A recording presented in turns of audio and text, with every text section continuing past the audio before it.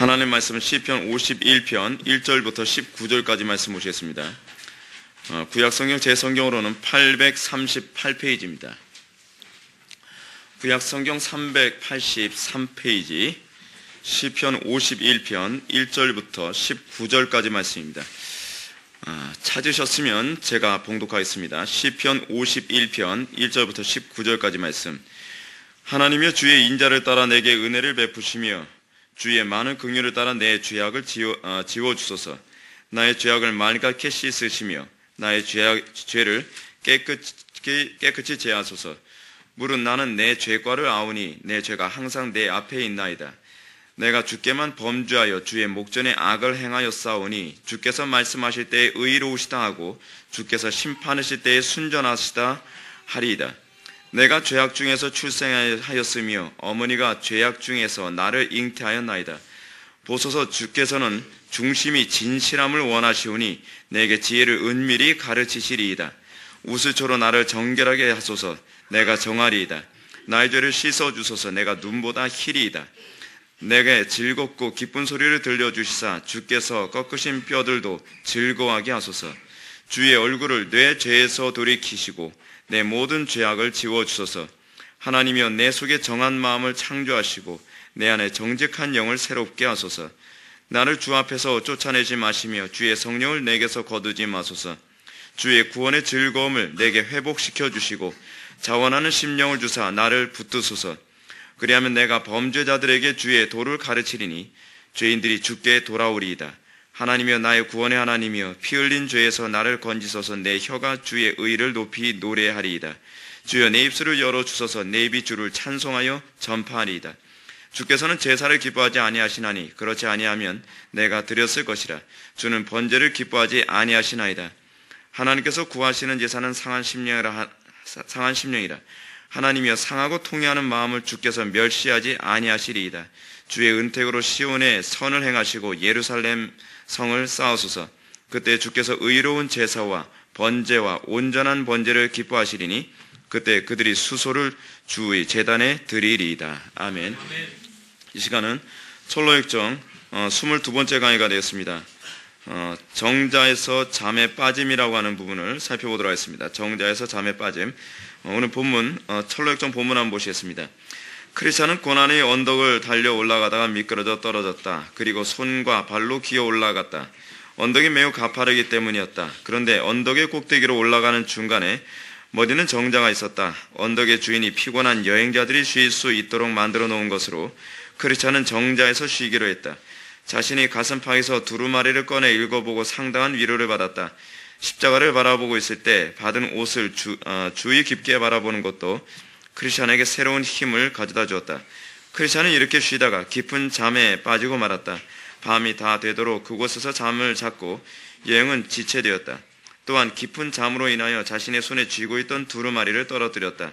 크리스찬이 잠을 자고 있을 때 어떤 이가 깨우면서 게으른 자여 개미에게 가서 개미이 살아가는 방법을 보고 지혜로우라고 말하였다.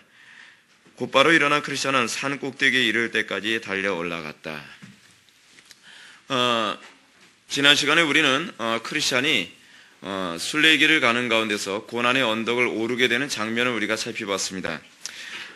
고난의 언덕을 오르는 데 있어서 그가 고난의 언덕에 오르기 전에 샘물에서 물을 마셨다고 합니다. 그리고 또 샘물에서 물을 마시는 장면이 나오고 고난의 언덕을 오르다가 이제 산 중턱쯤에서 또 정자를 만나는 장면이 나옵니다. 이 두 개의 이 샘물과 아름다운 정자는 특별한 시험 가운데 하나님께서 우리에게 시험을 이길 수 있도록 또는 시험을 어느 정도 극복하고 나서 우리에게 위로를 주시는 하나님의 은혜의 수여의 수단을 의미합니다. 여러분, 은혜의 수여 수단으로 얘기한다면 우리는 주로 무엇을 머릿속에 떠오르게 됩니까? 주로 기도, 말씀 떠오르지 않습니까? 근데 은혜 수여 수단 중에서 가장 강력한 은혜 수여 수단이 있는데 그것은 바로 예배입니다. 예배야말로 하나님의 말씀과 찬송과 기도가 가장 풍요로운 시간이고 성령님께서 가장 강력하게 우리에게 은혜를 쏟아 부어주시는 시간입니다. 여러분, 우리가 영적 전투에서 여러분들이 승리하는 방법을 제가 하나 말씀드릴까요? 여러분들이 영적 전쟁에서 승리하는 방법은 하나님께서 우리에게 허락하여 주신 은혜 수여 수단을 최대한 가장 잘 사용하는 것이 정말 지혜로운 사람입니다. 전쟁을 하는데요. 예를 들어서 우리가 적들하고 전쟁을 합니다. 적들은 뭐 탱크를 사용하고 뭐 로켓포를 사용하고 비행기를 사용하고 뭐 모든 신무기는 다 동원해서 포화를 쏘아야 되는데 우리는 탱크도 있고 비행기도 있고 뭐 장갑차도 있고 로켓포도 있고 다 있는데 권총만 쓰는 거예요. 그 전쟁이 이길 수 있겠습니까? 은혜 수요 수단이라고 하는 것은 하나님께서 이 땅에서 우리들에게 전제로 하는 게 있습니다. 우리가 하나님의 은혜로 살 수 없다는 것을 먼저 전제로 하고 있는 거예요. 그렇기 때문에 하나님께서는 너희들이 이 땅에서 믿음 지키면서 살아가는 방법은 그 은혜 수요 수단을 부지런히 사용해야만 너희들이 이 땅에서 믿음 지킬 수 있고 이 땅에서 거룩한 전쟁 수행할 수 있다라고 우리들에게 말씀하고 계시는 겁니다. 그래서 사단이 하는 일이 무엇이냐 하십니까? 은혜 수요 수단을 무기력하게 만드는 겁니다. 은혜 수요 수단을 무기력하게 만드는 거예요. 지금 남한하고 북한하고 전쟁하면서도 북한이 요즘에 어떻게 합니까? 우리나라 전투기가 다 이 정밀, 초정밀 그 레이더 시스템이라든지 그렇지 않으면은 완전히 전자장비로 다 무장되어 있지 않습니까? 그러니까 전자파를 날려가지고 레이더를 그 무력하게 만든다든지 뭐 그렇게 해서 우리가 가지고 있는 무기를 사용할 수 없도록, 무기는 있긴 있는데 무기를 제대로 쓸 수 없도록 무기력화시키지 않습니까? 이게 전쟁에서 하는 방법이에요. 우리의 싸움은 뭐예요? 이 땅에서 영적 전쟁의 싸움을 하는 사람이에요. 근데 여러분, 우리가 가장 어리석은 사람이 어떤 사람이냐면 무기 다 있는데 무기 내팽개치고 뭐 좀 근육 좀 있고 힘 좀 세다고 상담해서 총 들고 나와서 막 갈겨대는데 자기는 맨손으로 싸워서 이기겠다고 얘기하는 것만큼 어리석은 게 어디 있습니까? 이길 수 있겠습니까? 옛날에 인디아나 존스 보니까 인디아나 존스 아람인들이 쫙 몰려오니까 인디아나 존스가 쫙 이렇게 회심의 미소를 지으면서 주머니에서 권총 딱 꺼내서 빵 쏴 죽이니까 싹 게임 아웃 됐잖아요. 우리가 오늘날 이 전쟁을 하는 데 있어서 우리가 가장 지혜롭게 싸우는 것은, 그리고 지구 역사상, 인류 역사상 기독교가 항상 전쟁에서 승리를 했던 것은 무엇이냐면 항상 자기의 전적 무능을 인정하고 하나님의 은혜만을 부지런히 구하면서 그 은혜 수요 수단을 부지런히 사용했을 때에라야만 영적 전쟁에서 승리를 했습니다.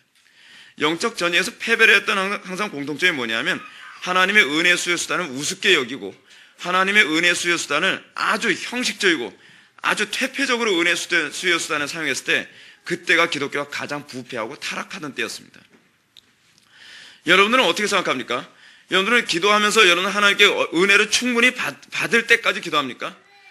여러분들은 예배를 드리면서도 하나님 앞에 충분히 하나님의 임재와 그 예배를 통해서 내가 받아야 될 그 은혜의 부여함을 충분히 누리면서 여러분들은 예배를 마쳤다고 여러분들 장담할 수 있습니까? 여러분들은 말씀을 읽으면서도 이 말씀이 충분히 나의 삶을 다지고 나를 각성케 하는 그런 은혜 수요 수단으로서 여러분들 말씀을 사용하고 있습니까? 우리 그렇게 안 한다는 거예요. 문제가 거기 있어요. 은혜 수요 수단을 사용하는 데서 굉장히 교만해요. 우리는요. 은혜 수요 수단을 사용하는 데서 굉장히 게을러요. 그래서 우리가 이 땅에서 믿음을 지킬 수 있을 거라고 생각한단 말이에요. 자, 여기서 아주 중요한 얘기 하나 합시다. 여러분, 요즘에 우리는 아주 독특한 현상을 많이 봅니다. 독특한 현상이라는 것이 무엇이냐면 정말 당대 최고의 엘리트라고 하는 요즘 신학자들이 자꾸 배도하는 증상을 자꾸 보게 됩니다. 아니, 저렇게 똑똑하다는 사람이 왜 자꾸 종교 통합에 사인하고 다른 종교에도 구원이 있다는 소리하고 막 그러는가? 이유가 어딘지 아십니까? 그 사람들이 은혜 수요 수단을 사용하기보다는 자기의 이성을 더 사용하기 좋아해서 그래요. 여러분, 우리가요, 신학이라고 하는 것이 아주 묘합니다.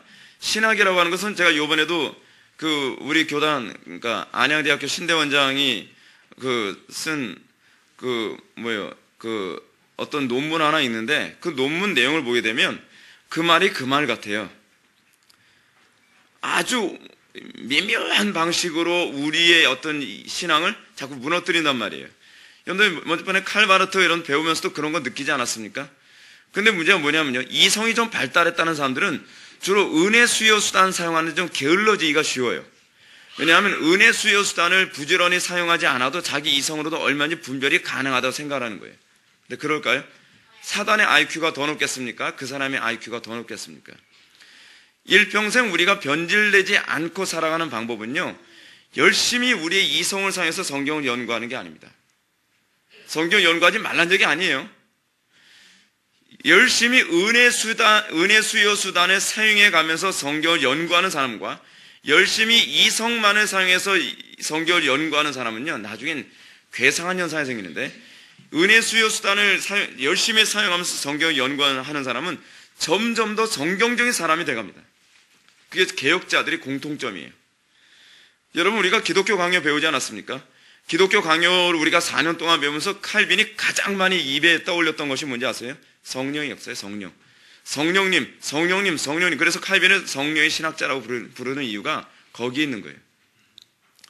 칼빈은 얼마나 겸손했냐면 이성이 그토록 발달했음에도 불구하고 자기 이성을 신뢰하지 않았어요. 그 사람은 자기의 이성이 신앙하는 이성, 즉 신앙이라고 하는 범주 아래서 항상 신앙을 떠받들기 위해서 이성이 사용되어야 된다고 생각했던 사람이에요. 그렇기 때문에 그 사람은 자기의 이 이성을 신뢰하는 그런 이성이 아니라 이성을 항상 감시하는 신앙이었어요. 내 이성도 항상 잘못될 수 있다라는 사고. 그렇기 때문에 항상 그는 무릎 꿇는 삶을 살았죠. 기도는 누구만 해요? 그래서요? 겸손한 사람만 하는 거예요. 교만한 사람은요, 기도해라도 절대로 안 합니다. 기도하는 척만 하죠. 여러분들 기도 실패하는 이유 제가 말씀드릴게요. 그건 딱 하나예요. 여러분들이 뭐 여러 가지 피곤해서 그거 아니에요. 그건 다 주변적인 얘기고요. 시간이 없다, 피곤하다, 뭐하다 다 주변적인 얘기고, 가장 근본적인 얘기를 한다면 교만해서 그래요. 교만해서요. 그거는 제가 하는 소리가 아니라 우리의 신화의 선배들이 다 이구동성을 하는 소리예요. 청교도들이 항상 이구동성하는 소리예요. 기도는 누구만 할 수 있다고요? 겸손한 사람만요. 겸손한 사람만. 기도는 누구만 해요? 절저히 낮아진 사람만. 하나님의 긍휼 없이 살 수 없음을 인정하는 사람만. 그런 사람만 기도하는 거예요. 기도하기 싫어하는 사람들은 인류 역사에서 항상 모든 이유를 갖다 붙여가면서 기도를 안 하는데, 그 이유는 무엇이냐면 내 이성으로도 얼마든지 내 믿음을 지킬 수 있다고 생각하고 내 의지와 내 결단만을 가지고서도 얼마든지 믿음을 지킬 수 있을 거라고 생각하기 때문에 그래요. 여러분은 아니라고 생각하죠. 밑바탕에 그게 틀림없이 깔려 있어요. 여러분들 지금 부정하죠. 하나님의 심판답에서 그게 틀림없이 수면 위에 올라와요. 여러분들의 입으로 다 직구하게 되어 있어요. 그래서 여러분, 우리가 항상 이 은혜 수요 수단이 얼마나 중요한지 알아야 돼요. 특히 은혜 수요 수단 중에서 가장 무서운 두 가지 그 양대 기둥이 하나 있죠. 말씀과 기도라고 하지 않았습니까? 말씀과 기도. 근데 이 말씀과 기도는요, 항상 어떻게 가야 이 은혜 수요 수단이 가장 강력하냐면 같이 가야만 강력해요. 따로 가면 절대로 이건 휴지 조각 같아요. 아무 능력이 없어요. 왜냐하면 말씀을 염두에 두지 않고 기도만 하게 되면요, 사단은 항상 그 은혜 수요 수단을 무기력하게 하기 위해서 거짓된 가르침으로 그 기도를 신비주의로 몰아가요. 그게 항상 어느 시대든 했던 일이에요. 그래 항상 기도는 안 하고 말씀만 추구하는 사람들은 항상 그 말씀만 추구하기 때문에 자기의 신앙을 안주하면서 소위 교조주의로 빠져들어가는 아주 차갑고 냉랭하며 무능한 크리스찬이 되게 만드는 거예요. 어느 시대든지. 그래서 사단은 항상 어느 시대든지 우리에게 있어서 가장 두려워하는 것이 뭐냐면 말씀과 기도의 조화예요. 균형이에요. 균형. 그래서 이 은혜 수요 수단을 무기력화시키기만 한다면 교회를 장악하는 데는 완전히 그냥 손가락 하나만 까딱해도 교회는 얼마든지 장악할 수 있다고 생각하는 거예요. 그러니 제가 여러분한테 은혜 수요 수단을 부지런히 사용하라고 끊임없이 말씀드린 이유가 거기 있겠죠. 제가 이렇게 은혜 수요 수단을 부지런히 사용하라라고 한 얘기는 어느 시대든지 경건했던 우리의 신앙의 선배들은 목이 쉬도록 항상 했던 얘기입니다. 그리고 어느 시대든지 항상 사람들은 이 은혜 수요 수단을 사용하지 않아도 된다고 하는 이유와 변명거리를 수도 없이 생산해내는데 항상 똑같았어요. 그 멘트는 그냥 멀리 갈 필요도 없이 그냥 과거의 역사만 다 훑어보면 여러분들이 하는 멘트는 다 나와요. 왜요? 조나단 에드워즈가 얘기했던 것처럼 우리의 영적 전쟁은요, 기도하기 싫어하는 우리의 육체의 본성과의 싸움이거든요. 성경 읽는 거, 여러분 지성이 발달한 사람들은요, 성경 연구하는 거 좋아합니다. 믿음 없어도 성경 연구하는 거 좋아해요. 근데 제가 왜 자꾸 기도를 강조하냐면 기도는요, 정말 겸손해야만 할 수 있어요. 교만한 사람들도 성경을 볼 수 있어요. 근데 기도는요, 겸손해야만 할 수 있어요. 자기가 무능하다고 인정하는 사람만 기도에 목숨을 걸어요. 기도에. 기도하지 않고서는 나의 삶이 유지될 수 없다고 생각을 하니까요. 근데 오늘날 여러분들 정말 타고난 지성이라고 생각했던 수많은 신학자들이 배도를 하는데 그 사람들의 공통점이 뭐냐면 기도가 뭔지를 모르는 사람들이 태반이에요. 제가 지금 우리 내년 신년 신년이 아니죠. 내년 종교개혁 특강 때문에 존 낙서에 관한 책을 지금 어떤 논문도 좀 읽고 보고 있는데, 개혁자들, 종교개혁 당시에 우리의 신화의 선배들 보면 청교도들만이 아니라 개혁자들은요, 기도를 무식할 정도로 많이 했던 사람들이에요. 그 사람들은요. 왜요? 칼빈이 뭐가 아쉽다고 그렇게 기도를 많이 했습니까? 여러분, 칼빈의 별명이 뭔지 알죠? 걸어다니는 종합병원이에요. 그 사람은 그런 사람이었어요. 그 사람은요, 걸어다니는 종합병원이면서 걸어다니는 백과사전이었어요. 그 사람은요, 청교도들의 책을, 교부들의 책을 다 암기하고 살았던 사람이에요. 그 사람은 자기가 책을 쓰지 않아도 몸이 아프면 누워서 제자들한테 받아 적어라. 그러면은 머릿속에 책이 다 있기 때문에 그냥 술술술술 다 나오는 사람이었어요. 근데 그런 사람이 뭐가 아쉽다고 기도하겠습니까? 그런 사람이 뭐가 아쉽다고 항상 성령님을 의존하겠습니까? 그게 겸손해서 그래요. 칼빈을 잘 모르는 사람들이 자꾸 칼빈을 어떻다, 잔인한 사람이다 그러는데, 칼빈을 진짜 아는 사람은요, 정말 겸손한 사람이라는 걸 인정하지 않을 수가 없어요. 그렇게 똑똑하고 그렇게 아쉬운 거 없는 사람이, 그 사람이 그토록 하나님 앞에 기도를 쉬지 않고 했다는 것은 우리한테 주는, 우리가 변명할 수 없는 그 무엇인가를 우리 신화의 선배들이 제공하고 있지 않습니까? 하나님, 나는 머리가 좋으니까요, 나는 그다지 그렇게 기도 의지하지 않아도 돼요. 그럼 칼빈보다? 하나님, 저는요, 저는 건강이 좀 안 좋아서 기도할 수가 없어요. 그럼 칼빈보다? 하나님께서 그러시겠죠. 칼빈이야말로 정말 기도 안 해도 되는 모든 조건을 다 갖춘 사람임에도 불구하고 그는 일평생 기도로 하나님과 항상 씨름하는 사람이었습니다. 그렇다면 오늘날 이 한국교회를 뒤돌아보면서, 이렇게 바라보면서 한국교회 교인들이 얼마나 교만한지 알 수 있죠. 여러분들이 얼마나 교만한지 모르죠. 네, 저도 잘 몰라요. 근데 이걸 얼마나 교만한가라고 하는 것이, 이게 측정하는 방법이 하나 있는데요. 마치 리트머스 시험지처럼 싹 집어넣으면 나오는 거 있어요. 그건 여러분들의 기도에 대한 열망이에요. 이 기도야말로 가장 우리의 영적 상태를 진단하는데 가장 예민한 도구인데요. 조금만 교만해도 기도가 안 되고요. 조금만 우리가 이 세상의 마음이 빼앗겨도 기도 안 되고요. 조금만 우리가 불경을 해도 기도가 안 돼요.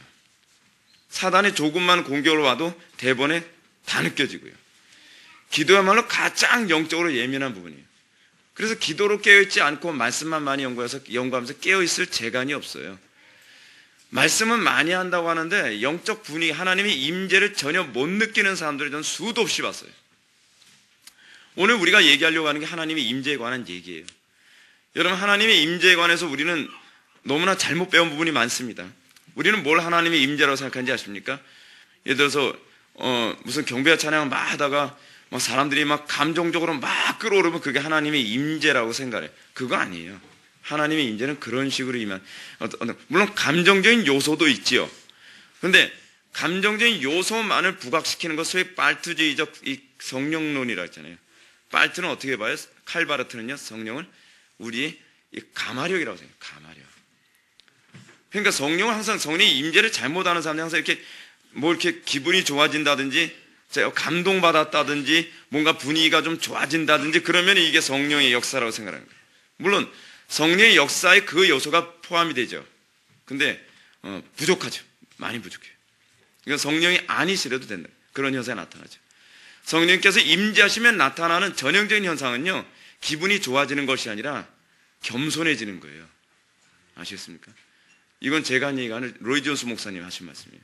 로이 존스 목사님이 그분의 성령론에서 보게 되면 성령께서 임재하실 때 나타나는 가장 전형적인 현상은 겸손해지는 거예요. 겸손해지는 거예요. 그러니까 여러분, 성령께서 역사하실 때 여러분들한테 항상 나타나는 게 뭐예요? 기도하고픈 마음이 생기잖아요. 기도하고픈 마음. 왜 기도하고픈 마음이 왜 생겨요? 겸손해져서 그래요. 낮아져서 그래요. 그러니까 기도의 영은요, 항상 겸손의 영과 같이 가요. 겸손하지 않고서는 절대로 기도할 수가 없다는 것이죠. 오늘 이 정죄에 빠짐이라고 하는 이 부분을 보게 되면, 이 부분은요, 하나님 나라의 큰 수고를 어느 정도 마무리한 후에 오는 쉼입니다. 영적 전투를 치열하게 하고 난 다음에, 예를 들어서 저 같은 경우에는 항상 이 정자에 빠지는 일이 주로 이 유혹이 주로 언제 많이 오냐면요. 이건 대부분의 설교자들이 다 그런 소리 하는데, 설교하고 난 다음에 와요. 그러니까 막 강력하게 막 그 성령께 붙들려서 막 사역을 딱 하고 나고 나면, 그 다음에는 이 느슨해지고 싶은 거예요. 긴장감을 풀고 그냥 느슨해지고 싶은 거예요. 그러면서 심각한 문제가 야기될 수 있다는 걸 우리에게 얘기해 주는 겁니다. 여러분들이 어떤 영적 전쟁을 하느라고 막 잔뜩 긴장하게 되지 않습니까? 근데 그리고 난 다음에 오게 되는 것이 바로 이런 현상이에요. 이런 현상. 그래서 우리는요, 고난 가운데서 안락함 때문에 오히려 영적인 후퇴를 가질 수도 있어요. 바울이 뭐라 그러죠? 선자는 넘어질까 조심하라. 이게 그리스도인의 사고방식입니다. 그리스도인들의 영적 사고방식이 뭐냐면, 평안할 때 더 긴장하고 두려울 때 더 주님을 의지하고. 이 땅에서 우리는요, 긴장감을 풀면 죽는 겁니다. 느슨하게 살기만을 사단은 학수고대합니다. 네가 조금만 라사가 풀리면 그 라사 뽑아버리겠다요. 사단은 어찌하든지 우리를 넘어뜨릴 수 있는 모든 기회를 다 찾아다닙니다. 왜 여러분들이 이 김 목사한테 김 목사와 같이 있으면서 항상 스트레스를 받냐면, 제가 여러분들 긴장 풀지 않도록 자꾸 제가 여러분들한테 막 뭐라고 하잖아요. 근데 그게 그렇게 안 하면 죽는 시대예요. 여러분들 정신 똑바로 차려야 되는 게 뭐냐면, 요즘 시대 만만하게 보지 마십시오. 21세기 만만하게 보지 마세요, 여러분. 21세기가 어떤 시대인지 아십니까? 인류 역사상 가장 영적으로 깨어있기 힘든 시대예요. 알긴 합니까? 지금 우리가 그런 시대에 살고 있어요. 근데 여러분들 지금 어떻게 신앙생활 하느냐? 좀 더 자자, 좀 더 졸자. 자꾸 그런 쪽으로 가요. 전 몰라요. 여러분들 제가 아무리 그렇게 얘기해도 여러분들 말 안 들으면 저도 어떻게 할 수가 없어요. 그건 여러분들이 알아서 하게 달려있는 문제니까. 근데 여러분들이 분명히 알아야 되는 게 뭐냐면, 인류 역사상 지금만큼 영적으로 신앙 유지하기 힘든 시대가 없다는 거예요. 여러분들 피부는 안 느껴지죠? 누가 죽창으로 찌른다든지 그런 게 아니니까요. 여러분들 알고 계십니까? 기독교 신앙에서 오히려 그렇게 핍박할 때가 더 강력했다는 거예요. 1950년 이전의 기독교와 1950년 이후의 기독교에서 어느 쪽의 기독교가 더 강했습니까? 번영하고 막 풍요롭고 뭔가 잘 돼가고 있었던 1950년 이후, 6.25 동란 이후가 훨씬 더 기독교가 반듯하게 갔습니까? 아니면 보릿고개 때문에 항상 먹을 거 걱정하고 일제 탄압이 있고 나라가 어수선해서 언제 어떻게 무슨 일이 일어날지 모르고 그렇게 불안하던 그런 시대가 더 기독교가 강했습니까? 뻔하잖아요. 1950년 이전과 이후의 차이는요, 엄청나요. 근데 제가 이런 얘기까지 하나 더 드릴게요. 2000년 이전과 이후의 제 사역이 엄청나게 차이가 많아요. 도무지 안 변해요. 도무지 안 변해요. 여러분들 영적 상태가 지금 정상적인 게 아닙니다. 감각이 없어요. 감각이 없는데 그것이 정상인 줄 알아요. 정상으로 놔달라 그래요. 여러분들 지금요, 얼마나 여러분들 영적 상태가 심각하게 안 좋은 상태인지 그걸 느껴야만 합니다. 그걸 못 느끼면 여러분들 죽어요. 죽는 거예요, 진짜. 한국교회 교인들 제가 접할 때마다 매번 느끼는 게 뭐냐면, 영적인 상태가 제가 정말 2000년도 이전에 사역했을 때하고 비교했을 때 어떻게 이렇게 영적으로 상태가 안 좋을까 싶을 정도거든요. 그런데 그때보다 지금은요, 사람들이 더 강팍하고 더 무감각하고 더 교만하고 더 잘났어요. 사람들이 하나도 잘난 게 없는데. 여러분들 지금 여러분들의 영적 상태 정말 잘 들여다봐야만 합니다. 우리가 얼마나 지금 영적으로 무장해야 되는지, 얼마나 우리가 믿음 지키기 힘든 시대인지, 얼마나 우리가 생각 짓기 힘든 시대인지, 우리가 얼마나 영적으로 잠들지 않아야만 하는, 잠들지 않기 위해 힘든 시대인지 여러분들 그걸 아셔야 된다는 거예요. 여기서도 이 크리스찬이 말이죠, 정자에 올라와서 이 고난의 언덕에서 중반쯤에 정자에서 잠깐 쉬는데, 잠깐 쉬는 것은 하나님께서 우리에게 주시는 은혜예요. 근데 뭔가 좀 이제 편안해지고 육신적으로 좀 편안해지고 좀 기분이 좋아지니까 깊은 잠에 빠지고 말았다는 겁니다. 근데 깊은 잠에서 빠지니까 깊은 잠에 빠지면서 자신의 손에 있었던 두루마리를 떨어뜨렸다 그러죠. 근데 어떤 이가 깨우면서 게으른 자여 개미에게 가서 개미의 살아가는 방법을 보고 지혜로우라. 이 어떤 자가 주로 어떤 사람입니까? 여러분의 삶 속에 주로 어떤 사람들이에요? 여러분의 신앙의 동료들, 그렇지 않으면 목사, 이런 사람들이란 말이에요. 여러분들은 육신이 편하죠? 여러분들은 모처럼 만의 안락함을 추구하고 있는데 깨어라, 깨어라, 긴장해라, 긴장해라. 이거 굉장히 심각한 문제입니다. 왜 심각한 문제냐? 이 상태가 오래 지속되게 되면 바로 이 크리스찬이 좁은 문 통과하고 나서 만났던 3명의 사람 있죠. 단순씨, 나태, 그리고 또 누구예요? 하여간 이렇게 아주 3사람이 있었잖아요. 이 3사람 같은 상태로 굳어져 버린단 말이에요. 3사람 같은 상태로 굳어지고 나면 깨어서 개미가 살아가는 방법을 보고 지혜를 배우라 나와야 되면 이제는 화가 나는 거예요. 왜 편한데 왜 자꾸 사람 못 살게 구냐는 거예요. 그래서 이런 얘기를 하죠. 여러분들이 여기서 철로역자에서 얘기하는 건 처음에 좁은 문 통과했을 때만 그런 일이 생기는 거 아닙니다. 이 3종류의 사람은요. 그러니까 여기서 얘기하는 건요, 순서적으로만 얘기하는 것이 아니 이런 요소들로 얘기하는 거예요. 이런 요소들. 여러분들이 영원한 천성에 들어가는 그 순간까지 끊임없이 이런 식으로 여러분들이 유혹을 해요. 그러다가 어느 날 여러분들 나름대로 신앙생활 잘했다고 치는데 어느 날 여러분들이 느슨해지면서 여러분들이 마치 나태처럼 단순처럼 이런 사람, 경솔 이런 사람들처럼 여러분들이 행동을 시작한단 말이에요. 나에겐 뭐가 안 보여요? 위험이 안 보여 라고 그 소리하기 시작한단 말이에요. 여러분 위험 보입니까? 위험 보이는 사람이 기도 안 하고 배기겠습니까? 만약에 내일 여러분들에게 엄청난 재앙이 닥친다고 한다면 여러분들 기도하겠습니까? 안 하겠습니까? 하겠죠. 여러분 왜 성도들이 항상 고난이 없어도 기도하는지 아십니까? 항상 은혜 없이는 내일을 살아갈 자신이 없기 때문에 그렇습니다. 위험이 보이기 때문에 그런 거예요. 내 자신을 믿을 수 없기 때문에 그래요. 내 지혜를 믿을 수 없고 내 능력을 믿을 수 없고 나의 힘을 믿을 수 없기 때문에 오늘 내가 하나님으로부터 은혜 받지 않고 내가 기도를 멈출 수가 없다고 얘기하는 거예요. 근데 문제가 뭐냐면 한번 정자 같은 데서 잠이 들고 나서 쇠고랑이 한번 딱 채우고 나면 목사가 아무리 뭐라 해도 위험이 안 보이는데 왜 이렇게 잔소리가 많아? 그 소리가 나오는 거예요. 잔소리가 아니에요, 여러분. 이게 지속되게 되면 나중에는 천하 없이 누가 얘기해도 귀담아 듣지 않는 사람이 돼요. 이런 얘기하죠. 이 3종류의 사람들 다시 한번 좀 복습해 봅시다. 반복 교육은 굉장히 중요해요.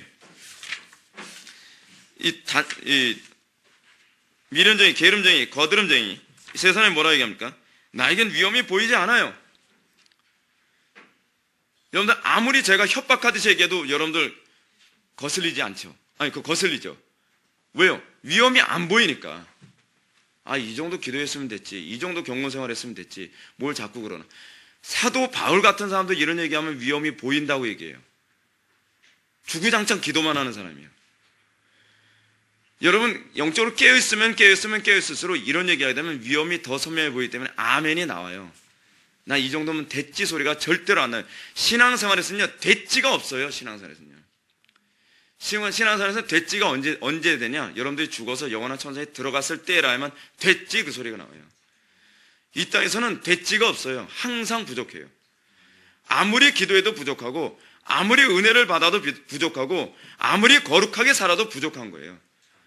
근데 이렇게 오늘 얘기하는 것처럼 게으른 자요 개미에 가서 개미의 살아가는 방법을 보고 지혜를 배워라. 내가 왜 게을러요? 내가 왜 게을러요? 나에게 위험이 보이지 않아요. 내가 굳이 그렇게 살아야 될 만큼 제가 오늘 너무 피곤하기 때문에 제가 오늘 시간이 너무 없기 때문에 여러분 시간 없으면 목숨 포기해도 되는 겁니까? 피곤하면 여러분들 영혼 포기해도 됩니까? 여러분들 영혼이 잠드는 건데 잠드는 거 우습게 여기죠. 그 상태가 여러분 한번 그렇게 영적으로 잠든 상태에서 쉽게 깨어날 것 같습니까? 제가 목이 쉬도록 제가 매일 밤마다 기도하는 게 뭐냐면 여러분들 영적으로 잠을 깨는데 죽어라고 안 깨요. 설교를 들으면 엉뚱하게 해석을 해요. 설교를 들으면은 이 사람이 뭔가 더 눈이 반짝반짝하고 뭔가 확 깨야 되는데 그게 없어요. 느낌이 없는, 감각이 없는 거예요. 여전히 여러분 설교 들으면서 목사의 설교를 디펜스할 준비만 다 돼 있어요. 뭐로 하느냐? 안 바뀌잖아요. 여러분들 기도를 더 열심히 하는 것도 아니잖아요. 여러분들이 더 예배를 철저하게 드리는 것도 아니잖아요.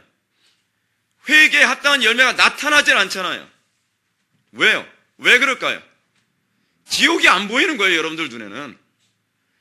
사단의 크고 두려운 이 공격이 안 보이는 거예요. 여러분들의 무능함이 안 보이는 거고, 여러분들의 어리석음이 안 보이는 거예요. 장차 오게 될 크고 두려운 환난이 안 보이는 거예요. 예수님께서 제자들에게 뭐라 얘기합니까? 한시라도 너희들 깨어있을 수 없더냐. 예수님은 피곤하지 않았기 때문에 밤이 맞도록 땀방울이 핏방울이 되도록 기도하셨겠습니까? 예수님은 뭐가 보이신 거예요? 위험이 보이신 거예요. 십자가의 고난이 보이신 거예요. 제자들은 왜 그래요? 제자들은요, 위험이 안 보이는 거예요. 그러니까 예수님이 뭐라 그러니까? 베드로 보고, 내가 오늘 닭이 두 번 울기 전에 네가 나를 3번 부인하리라. 자기는 아니라는 거예요. 왜요? 왜 자꾸 그렇게 얘기하죠? 여러분들은 아닐 것 같죠? 왜 우리 자꾸 그렇게 얘기하죠? 위험이 안 보이니까요. 내가 믿을만 하니까. 나는 이 정도면 믿음 지킬 수 있는 것 같으니까. 나는 이 정도면 똑똑하고 나는 이 정도면 강하다고 생각하니까. 그러니까 베드로에게 나타난 게 무엇입니까? 칼 들고서 말고의 귀를 자르잖아요. 은혜를 의존하는 게 아니라 칼을 의지하잖아요. 여러분, 이게 바로 베드로의 모습이에요. 베드로의 모습. 단순하죠. 단순해요. 그러면서 어떻게 해요? 그래도 난 좀 더 자야겠어. 무슨 얘기죠? 지금 당장 회개할 마음 없다는 겁니다. 왜 지금 당장 회개하지 않습니까? 조금만 좀 기다려주세요. 전 못 기다려줘요. 왜 못 기다려주는지 아십니까? 여러분들 내일도 여러분 목숨 부지한다는 거 장담할 수 있습니까? 장담 못해요. 여러분들이 한 가지 염두에 두셔야 될 게 하나 있는 게요, 청교도들의 설교는요, 기다려주는 설교가 아닙니다. 우리의 신앙의 선배들은 다 어떻게 설교를 했냐면, 오늘 내가 죽을지도 모른다는 각오로, 그러니까 설교자로서는 나에게 마지막 설교일지도 모른다는 각오로. 근데 사람들이 제일 싫어하는 설교예요, 사실 이렇게 하는 게. 그리고 회중들 중에서도 오늘이 마지막일 수 있는 사람이 있을 수도 있다는 생각으로. 회중들이 제일 싫어하죠. 그 즉시 회개하라고 하니까. 근데 성경은 항상 우리에게 뭐려고 하는 즉시 회개예요. 사단 항상 뭐라 그래요? 좀 더 기다리라 그래요. 이건 전통적으로 사단이 이 인류 역사상 항상 사용했는데 항상 먹혀들어왔던 얘기예요. 야, 오늘은 괜찮아. 내일도 있는데 뭐. 그죠? 근데 내일에서 여러분들 언제까지 갑니까? 제가 목회해 보니까요, 그렇게 하던 사람이 5년을 가도 안 바뀌더라고요. 5년을 가도. 10년을 가도 안 바뀌어요. 중요한 건요, 기다려서 되는 문제가 아니에요. 죄 문제냐. 사단한테 속지 마세요. 이건 속지 마세요. 절대로 속지 마세요. 이건 제가 여러분들 정말 위해서 하는 소리입니다. 지금 안 바뀌면 영원히 안 바뀝니다. 지금 안 바뀌면 여러분은 영원히 지옥 갑니다. 이렇게 생각하시는 게 가장 옳습니다. 이게 성경적인 사고입니다. 극단적인 사고 같죠? 근데 성경은요, 극단적인 요소가 있어요. 왜냐하면 항상 로이 존스 목사님이 설교에서 언급한 게 뭐냐면 긴급한이라는 표현을 많이 씁니다. 설교야말로 가장 긴급하게 해야 될 문제예요. 한 영혼의 영원이라고 하는 문제가 결정돼요. 한 사람이 오늘 이 한 편의 설교를 통해서 천국에 갈 수도 있고 지옥에 갈 수도 있다고 생각해요. 그래서 설교자가 정말 책임감 있게 설교를 해야 되는 거예요. 설교자가 책임감 있게 설교해야 된다나, 이게 무슨 의미인가? 설교를 하기 전에 정말 성령님을 더 의존해야 된다는 얘기이고, 또 하나는 설교자가 오늘 어쩌니 한 영혼을 더 하나님께로 가도록, 근데 하나님께로 가도록 한 것을 사도 바울은 뭐라 해요? 하나님께 드리는 제물로. 그래서 오늘 이 자리에서 한 영혼이라도 정말 주님을 만나서 복을 받는 사람이 되도록 하는 것. 제 목회는 항상 거기에 초점이 맞춰져 있어요. 그래서 사람들이 싫어해요. 자꾸 몰아붙인다고요. 근데 그게 성경적이에요. 여러분들이 잘못된 설교자들에게 자꾸 속지 마십시오. 몰아붙이지 않는 사람이 좋은 설교자가 아닙니다. 아시겠습니까? 왜 제가 자꾸 이렇게 말씀드리냐면, 여러분의 영적 질병은 하루라도 더 방치해놓으면 상태가 심각하게 안 좋아져요. 근데 그 방치해놓은 상태가 5년 정도 갔으면 어떻게 할 거예요? 방치해놓은 상태가 10년 갔으면 어떻게 할 거예요? 여러분들은 어떤지 모르지만 저는요 개인적으로 굉장히 힘들어요. 여러분들이 안 고쳐져서. 여러분들은 편하게 그냥 교회만 왔다 갔다 하면 될지 모르지만요 저는 그렇게 목회 안 해요.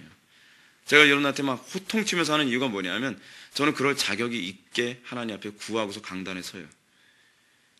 그리고 제가 이렇게 호통치는 건 여러분들의 영혼을 정말로 사랑해서 그래요. 당장 여러분들의 영혼이 영적으로 깨어나기를 바라서 그런 거죠. 우리는 또 이렇게 얘기할 수도 있죠. 영적으로 잠들면, 영적으로 잠든 사람들이 항상 하는 소리입니다. 거드름쟁이처럼 모든 사람 다 그렇게 살 수는 없어. 이런 사람도 있고 저런 유형도 있는 것이지 라고 얘기하는 거예요. 많이 듣던 소리죠. 많은 설교자들이 이런 얘기를 해요. 모든 사람들이 다 그렇게 열정적으로 신앙생활 할 수 있나요? 여러분 이거 맞는 얘기 같죠? 근데 여러분 우리가 하나님의 은혜 받은 자로서 모든 사람이 그렇게 살아야 되는 것이 당연하다고 얘기해야 되는 건 아닙니까? 제대로 된 설교자라면? 예수 그리스도의 보혈의 피에 은총을 받은 사람인데 내가 그렇게 못 사는 걸 미안하다고 생각을 해야죠. 그렇게 안 살아도 된다는 면죄부를 자꾸 주는 그런 목회자들, 그런 설교자들은요 전 굉장히 하나님 앞에 괘씸죄에 걸린다고 생각을 해요. 왜요? 자꾸 설교가 어디에 초점이 맞춰져서 그래요? 구원론에만 초점이 맞춰져서 그래요. 우리가 구원을 받을 때는요 하나님의 영광을 위하여 구원받은 거예요. 하나님의 영광 위하여 살도록 값비싼 대가를 치르신 거예요. 예수님께서요. 예를 들어서 여러분들 자녀들한테 어떨 때 화가 납니까? 힘들게 막노동해가면서 뼈골 빠지게 돈 벌어가지고 학원 보내고 학교 보내고 식비 대주고 뭐하고 하는데 애가 공부를 게을르게 하는 거예요. 맨날 성적 받아온 거 보면 빵점에서 일자 하나 더 붙은 거 기껏해야 그거예요. 10점. 그러면 어떻게 해요? 여러분들요. 그래도 너 건강해만 커다오. 그 소리가 나옵니까? 당연히 그리고 그 건강해만 커다오라고 하는 부모는요 그 사람은 사랑하는 게 아니에요. 그 아이의 장래에 대해서 관심이 없는 거죠. 사실은요. 당연히 이러죠. 우리 부모가 어떻게 번 돈인데 넌 그 돈 가지고 이렇게 허투이 오락실에서나 돈을 쓰고 학교 공부는 맨날 엉터리로 하고 맨날 엉뚱한 짓 하고 돌아다녀. 그럴 수 있느냐. 그래서 나오는 거 아니에요. 당연히. 근데 우리는 하나님 앞에서 그런 식으로 살고 있어요. 하나님께서 나 자녀 삼아주시면 고마운데요 난 막 살든지 뭐하든지 제발 신경 쓰지 마세요. 천국만 가주면 고마운 거 아니에요. 천국을 가주는 거라고 생각하는 사람 회개하십시오. 천국은 가주는 거 아닙니다. 여러분들의 자격이 돼서 하나님께서 무릎 꿇고 빌어가면서 한 영 한 영은 여러분들 구원해 준 거 아니에요. 여러분들의 구원은요 엄청난 대가를 치르고서 구원받을 자격도 없는 쓰레기 같은 인간들, 벌레만도 못한 인간들을 하나님께서 내 백성 삼아주시고 내 자녀 삼아주시고 그리고 우리들에게 거룩한 옷을 입혀주신 거예요. 이게 구원이에요. 이게 구원. 근데 우리는 그 구원을 어떻게 해요? 하나님의 모독하는 도구로 사용하고 있다는 거예요.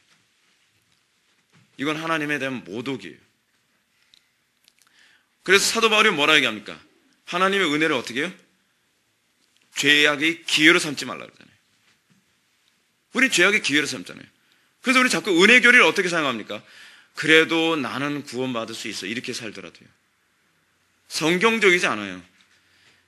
여러분들이 더욱더 거룩해져야지 성경적인 거예요. 더욱더 주님을 닮아가려고 그게 양심 있는 인간이죠. 양심 있는 인간. 안 믿는 사람보다 양심이 더 없어요. 요즘 기독교인들이요. 하나님의 영광 위에 살고 있지 않음에도 불구하고 양심이 없어요. 부끄러운 줄 몰라요. 이게 오늘날 기독교인들의 모습이에요. 얼마나 타락했는지 모릅니다. 다른 게 타락이 아니에요. 그래서 여러분 정말 복음이랑 강단 설교는 항상 어디에 초점이 맞춰져야 되냐면 성도들이 하루라도 영적 잠에 빠져들지 않도록 끊임없이 그들을 각성시키는 데 초점을 맞춰야만 합니다. 그들이 영적 잠에 하루라도 이틀이라도 방치를 시켜놓는다면 그 영혼은 다시는 돌아올 수 없는 상태가 될 수도 있어요. 지금은 유난히 더 그래요. 지금은 어느 때보다도 더 그래요. 여러분 목사인 저도요 조금만 영적으로 느슨해지면 머리가 몽롱해지고 이 영적으로 이렇게 분별이 잘 안 되는 그런 것 순간순간마다 경험할 때가 있습니다. 아차스럽습니다. 얼마나 무서운지 모릅니다. 근데 하물며 여러분들 어떻겠습니까? 여러분들이 영적 잠드는 거예요. 지금은 순식간이에요. 악한 영의 세력이 얼마나 지금 강력한지 모릅니다. 못 느낀다고 부정하지 마십시오. 느끼는 사람의 말을 들으십시오. 악한 영의 이 도전이요, 지금은요 극도로 지금 치닫고 있습니다. 특히 전 세계에서 우리나라는요 영적으로 얼마나 어두운 상태인지 몰라요. 기독교가 기독교 구실을 이렇게 못하는 나라가 과연 얼마나 되겠습니까? 제가 얘기 들어보니까 프랑스에 있는 그 개혁교회도 정말 대단하다 그럽니다. 1%밖에 안 된다 그럽니다. 미국에도 깨어있다고 하는 미국 교회들은요 굉장히 강력합니다. 근데 한국 교회는요 수시로 들려온 얘기가 뭐냐면 교회다운 교회를 찾아볼 수가 없다는 하소연이 얼마나 많은지 몰라요. 저도 교회다운 교회를 찾아보기 위해서 부교육자 생활 한번 좀 즐겁게 한번 해보고 싶어서요. 다녀봤는데요. 도무지 못 찾겠더라고요. 도무지요. 근데 여러분 우리가 살고 있는 이 대한민국에서 우리가 영적으로 그렇게 쉽게 깨어 있을 수 있을 거라고 생각합니까? 아니에요. 그렇지 않아요. 여러분들 너무 과대평가하지 마세요. 여러분들은 그렇게 대단한 사람 아닙니다. 하나님의 은혜 없이는요 그 살짝만 건드려주면 꺾여지는 갈대와 같은 게 바로 여러분들입니다. 여러분들의 상태를 알아야 돼요. 여러분들의 상태를. 그래서 우리가 여기서 아주 중요한 부분을 발견해야 되는데요. 신자와 불신자의 차이는, 신자는요 어려울수록 신앙이 견고해지고 평안해질수록 신앙이 흔들거려요. 이게 성도들의 특징입니다. 교회가 그래서 어떨 때 항상 약했어요? 풍요로울 때, 편안할 때, 안락할 때, 그때 기독교가 항상 무기력했어요. 근데 이 가짜 신자들의 특징이 있습니다. 어려울수록 의심이 강화되고요, 편안할수록 신앙이 좋은 것처럼 위장합니다. 편안할 때 신앙이 좋은 것처럼 돼요.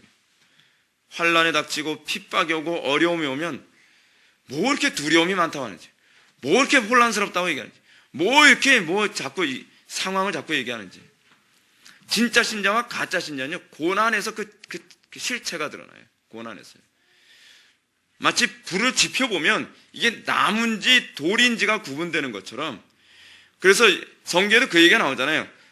고난을 통해서 신자와 거짓된 신자가 구분된다고요. 거짓된 신자들의 특징이 뭐냐면 항상 고난할 때 흔들린다는 소리가 자꾸 나와요. 고난할 때 믿음이 항상 약해졌다는 소리가 자꾸 나와요. 근데요 신자들은 그 속에 성령이 내주하고 있는 사람들의 특징이 뭐냐면 고난의 때일수록 더욱더 강력해집니다. 고난의 때일수록 더 하나님과 밀접해지고 하나님께 더욱더 이렇게 하나님 붙잡는 그런 현상이 나타납니다. 근데 거짓된 신자들은 고난이 오면 올수록, 손해를 보면 볼수록 하나님하고 점점 멀어져요. 하나님에 대한 의심이 점점 심해져요. 그리고 불평과 원망이 점점 더 심해져요. 그리고 인간적인 방법을 자꾸 찾아다녀요. 이게 신앙이 있고 없고에서 나타나는 가장 전형적인 현상입니다. 그래서 성도에게는요 하나님께서 그래서 자꾸 고난을 주세요. 왜 자꾸 고난을 주시냐? 그래야 영적으로 깨어있으니까요. 신기한 게 뭐냐면 성령께서 이 안에 내주하신 사람들의 특징은 뭐냐면 고난이 오면 올수록 기도가 점점 늘어나요. 더 기도로 하나님께 집중을 해요. 더욱더 하나님을 의지해요. 근데 이 신앙이 없는 사람들은 평소에 기도 좀 하는 것 같다가도 고난이 오면 올수록 점점 기도 안 하고 불평과 원망을 하면서 나중에는 하나님으로부터 자꾸 떠나요. 여러분 그게 교회에서 안에서 매번 나타났던 현상입니다.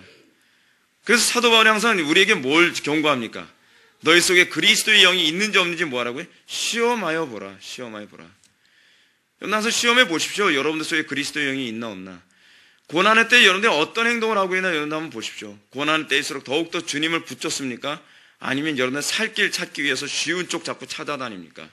편안한 쪽 자꾸 찾아다니고 사람들 자꾸 찾아다니면서 어떻게 해야 좀 더 쉽고 편안한 쪽으로 할 것인가?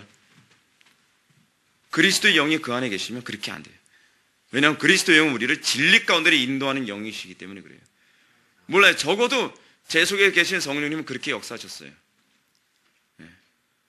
근데 제가 확신하는 건 여러분들 속에도 제 속에 있는 성령님과 같은 성령님이 계신다면 저는 여러분들 속에서도 성령님께서 그렇게 역사하실 거라고 저는 믿어요. 그리고 그렇게 역사하셨던 것이 저에게만 있었던 것이 아니라 교회에서 안에서 우리의 신앙의 선배들에게 항상 다 그런 현상이 동일하게 나타났기 때문에 그렇습니다. 크리스찬이 이 경고를 듣습니다. 미련한 자여 계명에게서 좀 배워라. 좀 배워. 크리스찬이 아무런 불평 원망하지 않고 후딱 일어나서 다시 편한 쪽으로 가는 것이 아니라 현실에 안주하고 여기가 좋사오니 편안함과 안락함과 행복함 거기에 안주하면서 고난을 멀리 던져버리는 것이 아니라 다시 고난의 언덕으로 열심히 뛰어 올라갑니다. 그래서 겁쟁이와 의심을 만나야 됩니다. 겁쟁이와 의심은 다음 시간에 우리가 살펴볼 얘기지만 겁쟁이와 의심은요, 우리에게 경건이 무너졌을 때, 우리에게 하나님의 은혜가 무너졌을 때 나타나는 전형적인 현상을 얘기합니다. 우리에게 하나님의 은혜가 무너지면, 우리가 기도가 약해진다니 우리의 경건이 무너지면 나타나는 것이 뭐냐면 겁과 그리고 또 의심이 생겨야 됩니다. 자꾸 겁난데 세상이 무섭대요. 제가 여러분한테 항상 그러죠. 세상이 무섭다 그러면 제가 뭐라 얘기합니까? 기도 더 많이 해라. 더 경건에 힘써라. 왜요? 항상 여호와의 전쟁의 특징이 있습니다. 구약에서 여호와의 전쟁의 특징이 무엇이냐면 하나님과 관계가 단절되면 그 다음부터는 아말렉이건 블레셋이건 가나안 족속들의 군대가 무서워요. 그래서 이스라엘 족속들이 가나안 족속들과 전쟁을 할 때 항상 대적들이 무서웠더라. 그거 항상 하나님과 관계가 단절됐을 때 나타나는 특징입니다. 세상이 무섭고 환경이 무섭다 그러고 그 믿음이 없을 때 나타나는 현상, 은혜가 떨어졌을 때 나타나는 특징이에요. 사울 왕이 하나님과 관계가 단절됐을 때 나타나는 특징이 무엇입니까? 앞에서 골리앗이 3m 넘는 골리앗이 나와서 막 여호와의 이름을 모독하고 막 저주를 퍼부어대고 그랬을 때 어떻게 해요? 두려워 떨었다라고 얘기하지 않습니까? 하나님과 관계가 돈독했던 15살짜리 다윗이 골리앗을 봤을 때 어떤 현상이 나타났습니까? 할례 받지 못한 저 인간이 여호와의 이름을 더럽히고 있다고. 하나님의 거룩한 군대를 더럽히고 있다고. 내가 가서 저 할례 받지 못한 저 골리앗의 목을 내가 잘라오겠습니다. 왜 두려움이 없죠? 새파랗게 어려가지고 하루 강아지 같아서 그런가요? 아니죠. 그 속에 여호와의 영이 충만할 때 나타나는 특징이에요. 여러분들이 믿음이 있느냐 없느냐를 구분하는 것, 여러분들이 은혜가 있느냐 없느냐를 구분하는 것은 세상이 무서워지면 그 다음부터는 여러분 하나님의 은혜가 없다는 걸 진단하는데 가장 정확합니다. 세상이 무섭습니까? 환경이 무섭습니까? 여러분들은 자꾸 의심이 생깁니까? 내가 과연 싸워서 이기기나 할까? 저러다가 저놈한테 내 목 잘려서 까마귀에 밥이나 되지 않을까? 골리앗이 말하는 그 말대로 이루어져서 내 몸뚱아리가 갈기갈기 찢기지는 않을까? 왜 그런 협박에 두려워 떨죠? 왜 우리는 환경 앞에 부들부들 떨고 있죠? 우리는 하나님께서 명령하신 것이 무엇이 아는데 머리로는 알죠. 교리를 배웠으니까. 머리로는 알죠. 지식은 있으니까. 근데 마음에서 뭐라 그러죠? 어떻게 저런 거인하고 싸워? 어떻게 이런 환경에서 내가 하나님의 말씀을 할 수 있어? 이건 말도 안 돼. 불가능해. 왜 우리는 거기서 믿음을 사용하지 않고 이성을 사용하고 왜 우리는 그런 순간에서 믿음을 사용하지 않고 내 경험을 사용하죠? 그 이유가 어디 있죠? 믿음이 없으니까 그래요. 은혜가 없으니까요. 지금 여기서도 정말 여러분 보십시오. 정죄에 잠깐 쉬는 그 기간은 뭐 하는 기간입니까? 더 하나님의 은혜로 충만함을 얻고 그리고 또 하나님의 영광 위에 더 뛰어갈 준비를 해야 되는 상황인데 이 사람 여기서 경건 생활을 멈춰버렸습니다. 그러니까 그에게 나타나는 게 무엇입니까? 의심과 두려움이 폭포수같이 몰려오게 되는 것입니다. 여기에는 예외가 없어요. 예외가 없어요. 여러분 타고난 그 왕배짱이라는 건 없습니다. 하나님의 은혜 떠나면 세상 무섭습니다.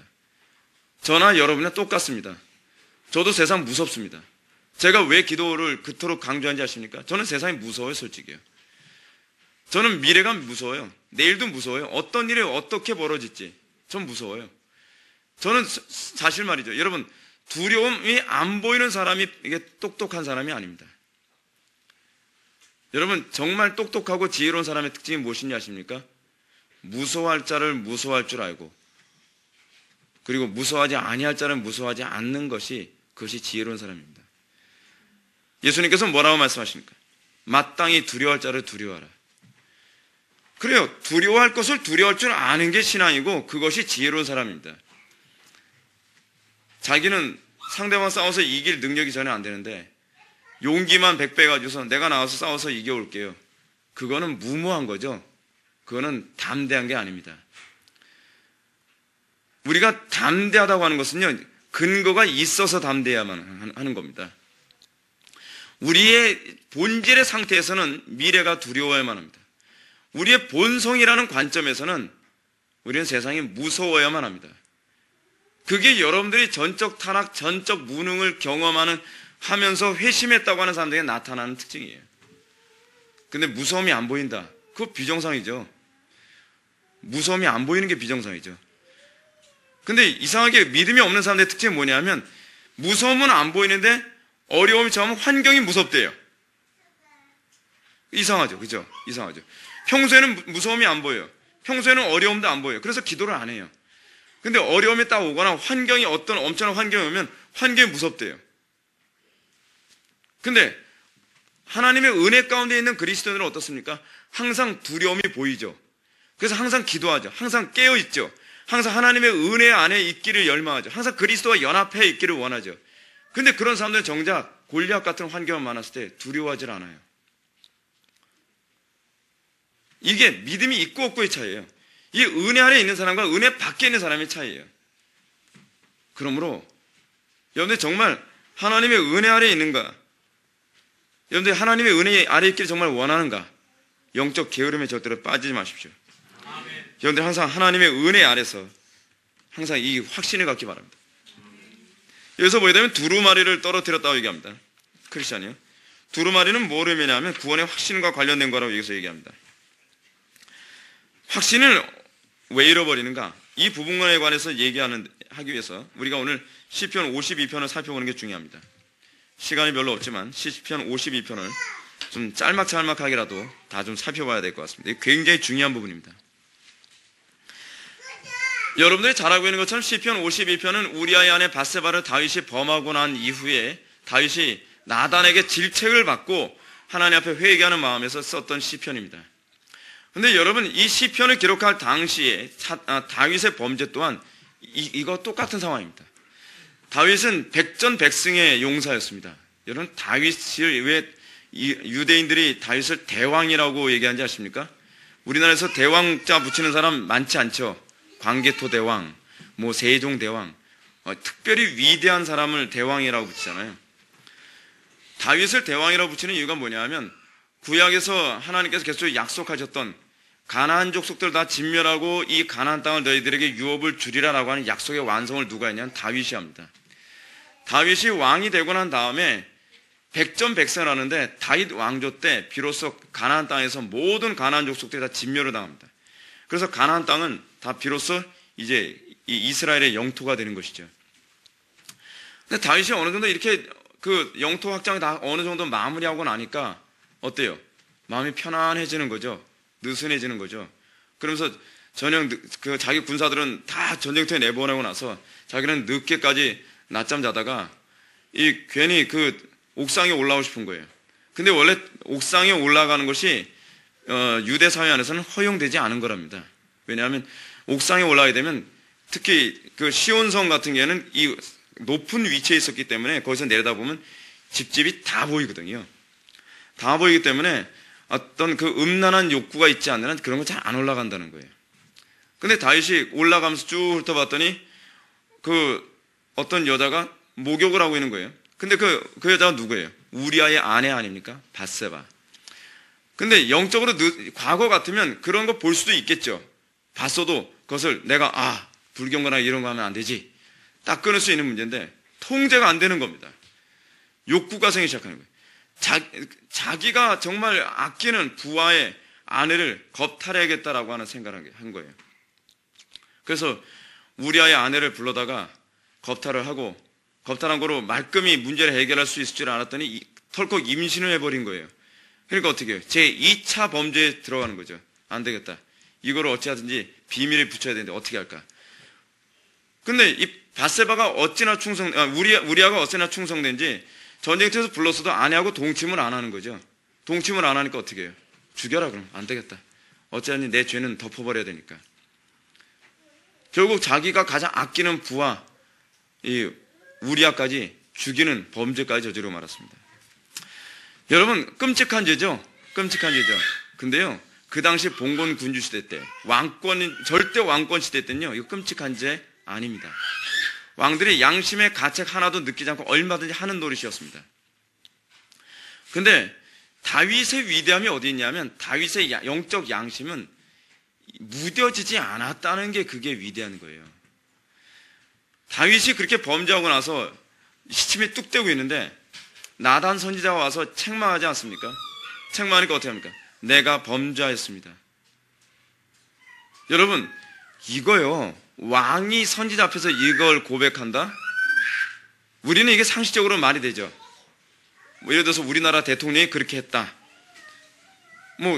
덮어버린, 국민들이 알면 난리가 나는 거죠. 왕권, 절대 그 왕권 시대 때는요, 그거는요, 죄도 아니에요. 요즘 시대로 생각을 하니까 그렇지, 그때 시대는 이건 죄로 여기 마음 조금만 굳어지면요, 이건 죄도 아닌 죄인 거예요. 뭘 이걸 죄라고 그래? 야, 왕이 이 정도도 할 권리 없냐? 이렇게 나오는 거예요. 그래서, 야, 안 되겠다. 너도 하나 더 죽이자. 기왕에 죽인 거, 내가 우리아 죽였는데 내가 너 하나 못 죽였냐? 야, 칼 잘 쓴 놈, 요 놈 한 번에 목 쳐라. 그러면 모든 건 게임 아웃이고 더 이상 그걸 문제시 삼을 수도 없어요. 문제시 삼으면 야, 저놈도 죽여버려. 그러면 되니까요. 다윗이 뭐가 무섭습니까? 다윗이 무서울 게 뭐가 있어요? 다윗이 뭐가 무서운 거예요?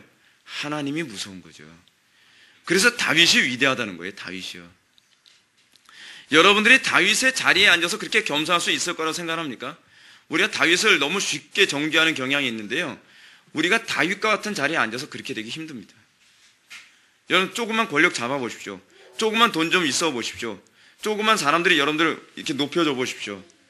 여러분들이 이 정도의 양심 갖는 건요, 정말 경건하지 않으면 불가능한 양심입니다. 근데 다윗이 이렇게 얘기합니다. 다 얘기할 수 없으니까 3절로 넘어갑시다. 물은 나는 내 죄과를 아오니 내 죄가 항상 내 앞에 있나이다. 지금 이 시편이 어떻게 나온 거라고요? 나단한테 책망 듣고서 지금 나온 거예요. 근데 다윗이 뭐라고 얘기하냐면 내 죄과를 안대요. 자기 죄에 대한 각성, 자기 죄의 심각성을 느끼고 있다는 거예요. 여러분들은 죄의 심각성을 느끼고 있습니까? 참된 회개의 출발은 여기서부터 출발합니다. 여러분들이 예배를 하나님 앞에 불성실하게 드리고 있는 것에 대한 그 죄과를 압니까? 그게 얼마나 하나님의 마음을 상하게 만들고 얼마나 여러분들이 엄청난 죄악을 저지른지 아냔 말이에요. 다윗의 이 위치에서는 이거 알 수 있는 죄가 아니에요. 알 수 있는 죄가. 아시겠어요? 근데 다윗은 내가 엄청난 죄를 저질렀다고 자기 죄과를 안다고 얘기해요. 그의 양심이 얼마나 부드러운 상태인지, 그가 영적으로 얼마나 예민한 상태인지. 변명할 만한 거 왜 없겠습니까? 다윗이라고요. 다윗은, 여러분, 우리는요, 변명 짜는데 천재잖아요. 여러분들에게 다윗이 범죄한 것에 대해서 변명할 수 있는 것 10가지 짜서 내보십시오. 그러면 아마 여러분들 각자 다른 얘기로 아마 10가지 얼마나 만들어낼 거야. 한 수백 가지도 만들어낼 수 있을 거예요. 근데 다윗은요, 변명 아니에요. 변명 안 해요. 마치 조세형처럼. 조세형이 웃기는 게 뭐냐, 자기는 잡히면 내가 범죄했어요. 그렇게 한대잖아요. 농담을 제가 잠깐 하는 얘기지만, 다윗은 지금 뭐라 얘기해? 내 죄가 나오니 내가 항상 내 앞에 있나이다. 내 죄가 항상 내 앞에 있나이다. 내 죄가 항상 내 앞에 있다는 얘기가 무슨 얘기인가? 이 죄가 무감각하지 않고 눈앞에 어른거리고 거슬려서, 그리고 내 심령에서 이 죄과 때문에 사무쳐서 견딜 수 없다는 얘기예요. 여러분들이 이런 선한 양심을 여러분들 소유하고 있습니까? 여러분들이 이런 양심을 소유한 사람이 정말 복된 사람인 것을 믿으시기 바랍니다. 우린 자꾸 이렇게 해야죠. 한 번 예배 실패할 수도 있죠. 항상 예배가 은혜로울 수 있나요? 기도 한 번 실패할 수도 있죠. 어떻게 항상 기도를 선고합니까? 다윗은 그렇게 생각 안 해요. 우리의 신화의 선배들은 그걸 불경거리고 양심이 마비돼서 죽기 일보 직전 상태의 전현의 특징이라고 얘기해요. 그러면서 점점 마비돼 가면서 나중에 양심이 화인 맞는 거예요. 무슨 소리를 해도 귀담아 듣질 않아요. 다 자기 변명만 하는 거죠. 나는 항상 옳고 저 사람 항상 틀렸다는 이분법적 사고방식. 다윗은 뭐예요? 내 죄가 내 눈앞에 거슬려고 사무쳐서 견딜 수가 없습니다. 그래서 4절, 내가 주께만 범죄하여 내가 주님 앞에 범죄했다는 얘기입니다. 내가 주께만 범죄하여 주의 목전에 악을 행하였사오니 주께서 말씀하실 때 의로우시다 하고 주께서 심판하실 때 순전하시다 하리이다. 제가 여러분한테 정말로 죄의 용서를 받은 사람의 특징에 관해서 제가 여러분한테 말씀드렸죠. 죄의 용서를 받은 사람들에게 나타나는 전형적인 특징이 무엇입니까? 어떤 징계와 어떤 책망을 듣더라도 달게 받는 것이라 했죠. 그게 진짜 회개하는 사람들의 특징이죠. 진짜 회개하지 않은 사람 특징은 뭐냐면 자기가 정당한 죄에 대한 징계를 받아도 불평과 원망이 가득해요. 다윗은 뭐라고 봅시다. 뭐라 하나 봅시다. 주의 목전에 악을 행하였사오니 주께서 말씀하실 때라고 하는 얘기는 무슨 얘기냐면 쉬운 성경에서 아주 쉽게 이렇게 번역했습니다. 주께서 내게 뭐라고 하셔도 라는 얘기예요. 주께서 내게 그러니까 무슨 얘기냐면 주께서 나에게 어떤 그 죄에 대한 형벌의 선고를 내리신다 할지라도 라고 하는 얘기예요. 실제로 여러분 다윗 그렇게 했잖아요. 나단이 와서 뭐라 얘기합니까? 하나님께서 명하신 죄의 형벌을 선언하잖아요. 네 아들, 그 밧세바로부터 나온 아들은 죽게 되리라. 하나님 너무하다고 얘기 안 하죠. 그리고 네가 네 자녀들에게 쫓기고 네 대적들에게 쫓겨서 고통당하리라. 어떻게 보면 좀 너무한 거 아닙니까? 다윗 한마디도 불평 안 합니다. 뭐라 얘기해요? 주께서 나에게 심판에 선언하실 때 의로우시다 할 것이라는 거예요. 그렇습니다. 하나님은 의롭습니다 라고 그렇게 고백한다는 거예요. 주께서 심판하실 때 순전하시다 하오리다. 무슨 얘기예요? 주께서 나를 심판하실 때 하나님께서는 편협하지 아니하십니다. 공정하십니다 라고 자기는 그렇게 반응한다는 거예요. 참된 회개의 특징이에요. 참된 회개. 여러분들의 책망을 듣고 또는 질책을 듣고서 이런 마음이 안 생긴다면 참된 회개 아닙니다. 참된 회개는 여기서부터 출발합니다. 5절 보면 내가 죄악 중에서 출생하였으며 어머니가 죄악 중에 나를 잉태하나이다. 무슨 얘기죠? 다윗은 자기의 범죄를 어쩌다 한번 하다 보니까 실수한 거예요 라고 그렇게 얘기하는 게 아니에요. 뭐라고 얘기하냐면 자신의 본성의 악함을 인정하고 있는 거예요. 그렇습니다. 나는 원래 이런 놈입니다. 나는 전적으로 타락한 인간입니다. 다윗은 자기의 죄를 축소시키거나 그렇지 않으면 내가 실수한 거 가지고 뭐 그렇습니까? 내가 뭐 허구한다 뭐 바람핀 것도 아니고 내가 이 여자 저 여자 다 겁탈아가 내가 수도 없이 막 무고한 사람 죽인 것도 아니고 한 번 그런 거 가지고 뭘 그럽니까? 라고 얘기 안 한다는 거예요. 자기가 내 본성 자체가 원래 악하기 때문에 이게 튀어나왔습니다 라고 인정하고 있는 거예요. 인정하고 있는 거예요. 보소서 주께서는 중심이 진실함을 원하시오니 중심 뭐예요? 마음이죠. 이 히브리어 원어 의미는 이 신장이거든요. 신장. 근데 우리는 마음이 심장이 있다고 생각하는데 유대인들은 신장이 있다고 생각했어요. 콩팥. 그래서 히브리어 원어 의미는 이 콩팥이에요. 근데 콩팥이라고 번역하면 말귀로 우리가 알아들을 수 없으니까 중심 또는 마음 이런 식으로 얘기했어요. 보소서 주께서는 마음이 진실함을 원하시오니 내게 지혜를 은밀히 가르치시리이다. 우슬초로 나를 정결하게 하소서. 이 우슬초로 나를 정결하게 하다는 게 무슨 얘기냐면 예를 들어서 어떤 사람이 문둥병 걸렸죠. 문둥병 걸린 사람을 이제 제사장이 딱 봤는데 완전히 깨끗이 다 낫다 라고 되면 이 사람이 깨끗이 다 낫다는 것을 입증하기 위해서 거기에 무슨 양피를 묻혀가지고 탁탁 바르지 않습니까? 바를 때 쓰는 그 도구가 우슬초예요. 그거로 정결 예식을 해달라는 거예요. 정결 예식을 하소서 내가 정하리이다. 나의 죄를 씻어주소서 내가 눈보다 희리이다. 완전한 용서를 믿고 있는 거죠. 내게 즐겁고 기쁜 소리를 들려주사 주께서 꺾으신 뼈도 즐거워하게 하소서. 지금 뭐라고 얘기하는 거예요? 주님께서 꺾으신 뼈조차도 주님께서 나를 치시고 주님께서 나를 매를 때리시고 주님께서 나를 징계하셔서 뼈가 분지러지고 내 몸에 상처가 난 것조차도 기뻐하고 즐거워하며 감사할 수 있게 해달라고 얘기하는 거예요. 이게 진짜 회개예요. 이게 진짜 회개예요. 회개하는 척을 하는 게 아니라요. 주의 얼굴을 내 죄에서 돌이키시고 내 모든 죄악을 지워주소서. 하나님이여 내 속에 정한 마음을 창조하시고, 이 부분이 중요합니다. 정한 마음. 범죄의 욕구를 물리칠 정도의 능력이 있는 성령에 의해서 변화된 심령을 가리킵니다. 여러분, 회개기도하라고 했을 때 회개기도는 이렇게 하는 거예요. 회개기도는요, 하나님 앞에 잘못했습니다, 용서 싹싹 비는 게 그게 회개기도가 아니라 하나님 앞에 어떤 걸 구하라는 거예요? 범죄의 욕구를 물리칠 정도의 능력이 있는, 그래서 성령에서 변화된 심령을 달라고 해요. 그 심령 달라고 기도해야 되는 거예요. 죄를 좋아하면 이 기도를 안 해요. 죄를 좋아하니까. 잘못했다고 얘기해놓고 나서 그 죄 또 저질러요. 잘못했다고 하나님 앞에, 하나님 아시죠? 제가 연약해서 범죄한 거예요. 아시잖아요. 제가 연약한 거예요. 가서 또 그다음 또 범죄. 그럼 회개가 아니에요.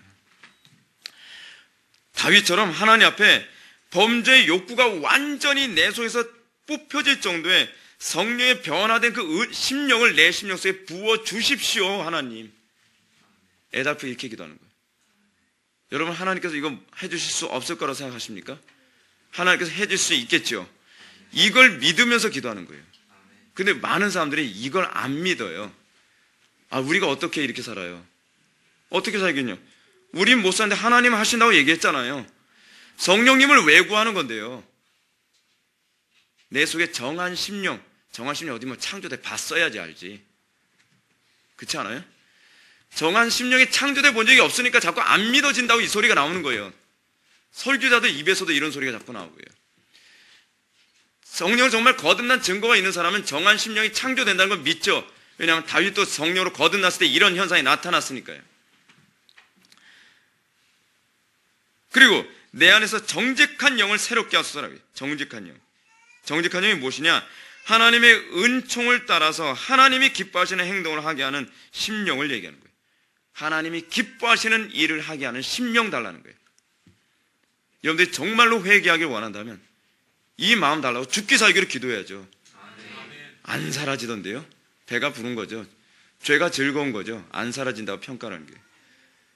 여러분들이 정말로 죄가 미우면, 그리고 죄가 정말 혐오스러우면, 그리고 그 죄와 내가 잠깐이라도 같이 할 수 없을 정도로 그 죄를 혐오한다면 다윗처럼 기도해야죠. 그게 정상적인 그리스도인이에요. 정상적인 그리스도인.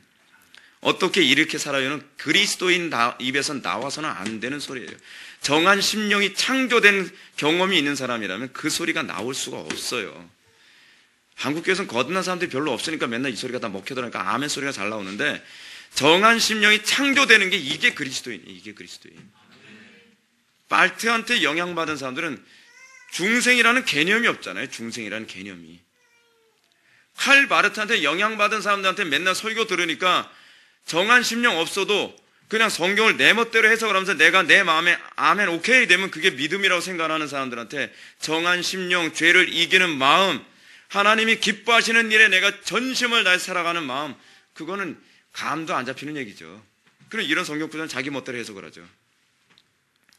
11절, 나를 주 앞에서 쫓아내지 마시며 주의 성령을 내게서 거두지 마소서.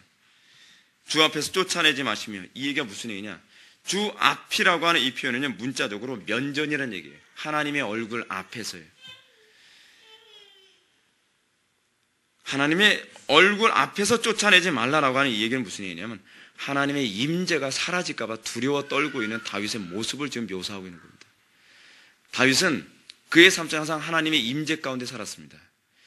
그가 항상 하나님의 임재 가운데 있을 때는 대적들이 무섭지 않았고요. 그가 하나님의 임재 가운데 있을 때는 범죄하지 않았고, 그가 하나님의 임재 가운데 살았을 때는 항상 거룩했습니다. 근데 그가요, 우리아의 아내 바세바를 범할 때는 하나님의 면전을 외면했습니다. 하나님의 얼굴을 외면했단 말이에요. 하나님의 임재를 거슬리게 생각을 했어요. 우리가 하나님의 임재를 거슬리게 생각하는 이것이 얼마나 하나님 앞에서 끔찍한 죄악인가를 아셔야 된단 말이에요. 우리는 하나님의 임재를 느끼지 않고 살아가는 게 평범해요. 다윗은 하나님의 임재 속에 사는 게 평범했던 사람이에요. 그런데 우리는 하나님의 임재를 가뭄에 콩 나듯이 어쩌다 한 번씩 찔끔찔끔 경험을 하다 보니까 하나님의 임재 가운데 어떻게 항상 있나, 이런 소리 자꾸 해요. 왜 자꾸 신앙을 자꾸 이렇게 하향 평준화로 자꾸 매깁니까? 우리가 하나님의 임재가 우리 속에서 완전히 안 느껴지는 상태가 5년, 10년 가다가 죽을 때까지 하나님의 임재가 없으면 어떻게 할 거예요? 여러분은 자꾸 이렇게 얘기하죠. 너무나 배짱이 좋아서. 그래도 천국은 가겠죠. 아니, 천국 못 갈 수도 있어요. 못 갈 수도 있어요. 아시겠습니까? 그리고 천국에 초점 맞춰 제발 얘기하지 마세요. 중요한 건 천국의 문제가 아니라 하나님의 은총 받은 자로서 내 양심이 부끄러워할 줄 알아야 된다는 거죠. 요즘 기독교는 이 양심이 무뎌져 가지고 하나님의 영광 완전히 짓밟혀도요, 가슴에 마음에 상처 하나도 안 받아요. 다윗은 범죄 한 번 저지르고서 하나님의 임재가 떠날까봐 부들부들 떨고 있습니다. 주 앞에서 쫓아내지 마시며 주의 성령을 내게 거두지 마소서. 주의 성령이라는 얘기가 구약에서 잘 안 나오는 얘기거든요. 근데 여기서 주의 성령을 얘기하는 것이 뭘 얘기하냐면, 지금 다윗은 누굴 염두에 두고 있냐면 사울을 염두에 두고 있는 거예요. 여기서 주의 성령은요, 마치 뭐냐면 사무엘 선지자가 다윗이 왕권 옹립을 할 때 머리에 기름 붓지 않습니까? 기름 부을 때 그때 다윗에게 하나님의 성령도 같이 임하거든요. 근데 사울도 그랬어요. 사울의 머리에도 기름을 딱 부었더니 기름이 부음과 동시에 그에게 하나님의 신이 임하면서 그가 이전과 다른 사람이 되어버렸단 말이에요. 그래서 다윗은 담대해지고 용맹해지면서 여호와 신이 임해서 막 예언도 하고 그랬어요. 근데 그가 하나님의 면전을 불쾌하게 생각하던 시간, 어떤 때가 왔습니다. 하나님의 면전에 있는 게 싫어지기 시작했어요. 이 얘기는 마치 뭘 떠올립니까? 로마서 1장 말씀 떠올리죠. 악한 자는 그 마음속에 하나님 두기를 싫어하는도다. 사울에게 그런 일이 생겼습니다. 하나님을 마음속에 두기 싫어하는, 하나님의 면전에 있는 것이 싫어하는 그런 때가 생겼어요. 근데 그러면서 그가 점점 망가지기 시작합니다. 하나님의 신이 임한 자로서의 증거가 안 나타나기 시작합니다. 그러면서 그 속에 하나님의 신이 어느 날 갑자기 떠난 곳에서 끝나는 것이 아니라 악신이 들려서 미쳐버리기 시작합니다. 다윗은 그 일이 자기에게 또다시 반복될까 두려워 떠는 겁니다. 여러분, 하나님의 신이 안 느껴져도 된다고 생각하지 마십시오. 악신이 여러분들을 장악할 수도 있다는 걸 생각하십시오. 여러분, 제가 어렸을 때 제가 신앙생활하던 교회가 있었습니다. 그 교회의 목사님이요, 기도를 무지하게 많이 하셨습니다. 제가 어렸을 때 성교교회에서 신앙생활 했었거든요. 그 목사님이 어느 정도로 기도를 많이 하셨냐면요, 그냥 완전히 천리안이에요. 천리안. 금식 기도도 많이 하시고, 그리고 굉장히 쓸데없는 소리도 안 하시고요, 굉장히 경건하게 생활하셨던 분이에요. 그분이 다른 성도들하고 대화를 나눈다가도 지금 저쪽에서 지금 김 집사 지금 여기 오고 있구만. 그러면 좀 있다가 그 김 집사님 와가지고 목사님 할 얘기 있어 왔는데요, 그래요. 얼마나 기도를 많이 해서 대단한지 몰라요. 근데 이분이 기도 생활이 점점 줄어들기 시작해요. 기도 생활이 줄어들기 시작하니까 점점 경건 생활이 무너져요. 그러더니 자꾸 이렇게 분별력도 희미해져요. 그러면서 교회를 풍기박산 만들기 시작하는데, 사람이 어떻게 저렇게 변질될 수 있을까라는 사람들이 그렇게 얘기할 정도로 변질돼 버렸어요. 굉장히 사악해졌어요. 굉장히 사악해졌어요. 욕심이 많아지고. 그러니까 우리 어머니도 살아생전에 뭐라 하냐면, 저분 처음에 오셨을 때 굉장히 경건하셨는데 어떻게 사람이 그렇게 금방 바뀌는지 모르겠다. 당연하죠. 하나님의 은혜가 떠나면요, 재간이 없어요. 악신이 들려서 그런지 강단에서 설교하는데 자기 마음에 안 드는 사람을 대놓고서 뭐라냐면, 교통사고나서 배 터져서 죽어라, 막 대놓고서 얘기하는 거예요. 막 대놓고서. 그럴 분이 전혀 아니거든요. 처음에 오셨을 때 전혀 그럴 분이 아니었어요. 근데 악신이 들어가니까 어느 누구도 장담할 수 없게 되는 거예요. 여러분, 여러분들 마음 여러분들 마음대로 될 수 있다고 생각하지 절대로 말라 그랬죠. 악신이 들면요, 여러분들이 누구보다 악해질 수 있습니다. 특히 요즘 우리나라 사회는 그래요. 요즘 우리나라 사회는요, 이상해요. 사람들은 뭔가 한 반 정도는 악신에 들려서 사는 것 같아요, 사람들이. 오늘도 제가 그 신문기사 봤더니 어떤 여자가 부산역에서 뭐 완전히 옷 다 벗어 던지고서 맨몸으로, 알몸으로 뭐 전체를 해서 들어놓고 자는 일이 생겼대요. 어떻게 요즘 이런 일이 생깁니까? 우리나라 사회에서요? 이게 제정신입니까? 지금 사람들이 뭐라 하냐면 한 반 정도는 좀 미쳐있는 상태 같다는 거예요. 이 시대, 이 사회 사람들이요. 뭔가 괜찮은 사람인 것 같은데 툭 건드리면 갑자기 칼끝에서 찔러 죽이는 그런 사회. 어른이 학생들 보고 그렇게 하면 안 된다고 야단치면 학생이 갑자기 돌려차기해서 어른을 죽이는 뭐 그런 시대. 저 요번에도 제가 어떤 기사 봤더니 한 사람이 죽으려면 또 그렇게 되나 보다 싶은 게 뭐냐면 애 엄마하고 그 남편하고 그리고 또 애하고 같이 뭘 사가지고서 즐겁게 집안에 들어왔는데 우유인가 뭔가를 하나 덜 사왔다는 거예요. 그래서 남편이 그럼 내가 우리 사가줄게. 그래서 사러 나갔는데 오다가 청소년들이 모여서 담배 피워 뭐하고 막 그러니까 그러지 말라고 뭐라고 이제 조심스럽게 얘기를 했나 봐요. 그랬더니 얘기하고 있는데 뒤에서 어떤 녀석이 발로 차가지고서 머리를 맞았는데 쓰러지면서 뇌진탕을 그대로 즉사했다는 거 아니에요. 아무것도 장담할 수 없는 시대. 요즘엔 사람들이 다 반쯤 미쳐서 사는 시대 같아요. 이런 시대에서 하나님의 신이 여러분들 속에 임재하는 걸 느끼지 못한 상태에서 여러분들은 과연 무슨 배짱으로 살아갑니까? 하나님의 임재를 여러분들이 항상 갈구하지 않고서 어떻게 살아가는 거예요? 여러분 기도하면서 하나님의 임재를 느낍니까? 기도하면서 여러분들 속에 그 어둠과 죄악이 그 성령을 통해서 자꾸 이렇게 물려나가는 게 느껴집니까? 혼미한 두뇌가 점점 맑아지는 게 느껴집니까? 세상에 대한 두려움이 사라지고 하나님 안에서의 담대함이라는 것이 점점 생겨가는 걸 느낍니까? 원수 같은 사람들을 사랑할 수 있는 마음이 생기는 것을 느끼고 있습니까? 여러분들이 삶 속에서 사람들을 만날 때 성령께서 함께 하신 그 증거가 나타나는 걸 여러분 느끼십니까? 여러분들의 죄악된 본성과 이 불경건한 입술이 통제되고 하나님의 은혜 아래 있다는 그 증거를 여러분들 경험하고 계십니까? 아무것도 그런 걸 경험하지 않고 아무것도 확인하지 못하면서 여러분들 어떻게 악신이 여러분들 장악하지 않을 거라 뭘 장담하면 살아갑니까? 영화 한 편 보고 나서 미친 사람들도 있고, 그리고 사람들이 요즘 얼마나 영적으로 악한지 사람들하고 대화만 나누면서도 갑자기 사고가 변하는 사람들도 있어요. 대화가 왜 위험한지 아십니까? 대화를 통해서 영이 오가기도 하거든요. 그래서 어떤 사람한테 마음이 열렸다 하면 그 사람이 영을 받아들이는 것과 동의해요. 성경에 나오는 얘기예요. 그래서 여러분들 교통이 이루어지는 사람이 그 사람의 영적 상태예요. 그래서 그 사람을 보면 그 사람이 친구를 알 수 있다고 얘기하잖아요. 왜냐하면 자기가 영적인 사이클, 그러니까 영적인 코드가 많은 사람들끼리 서로 교통이 이루어지게 돼 있거든요. 여러분, 우린 자꾸 이런 얘기합니다. 우리 아이는 착한데 나쁜 친구 많아서. 그런 거 없어요. 우리 아이나 걔나 똑같은 놈이니까 서로 잘 어울리는 거예요. 어쩌면 정반대일 수도 있어요. 내 아이가 걔한테 영향을 줬을 수도 있어요. 그게 영이에요. 그게 영. 우리 아이들이 악한 애들하고 어울리지 않기를 바란다고 한다면 우리 아이들은 항상 성령 안에 있기를 바라야 돼요. 그래서 그게 싫어져야죠. 시간 잡고 가서 좀 넘어갑시다. 12절 보면 주의 구원의 즐거움을 내게서 회복시켜 주시고 자원하는 심령을 주사 나를 붙드소서. 구원의 즐거움이 무엇입니까? 아까 제가 구원의 확신인 교리를 얘기했었는데 구원의 확신은 어떻게 오냐면 하나님과의 관계 회복을 통해서 얻는 교제의 기쁨과 즐거움이 구원의 확신이고 구원의 즐거움이에요.